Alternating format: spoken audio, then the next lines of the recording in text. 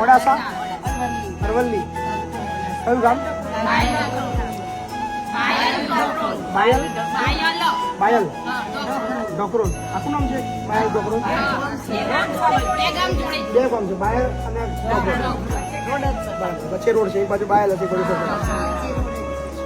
વચ્ચે રોડ કાઢ નાખો, બે ભેગું થઈ જાય.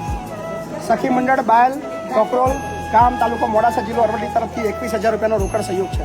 Thank you so much. ખૂબ ખૂબ આભાર તમામ ગામના. Thank you.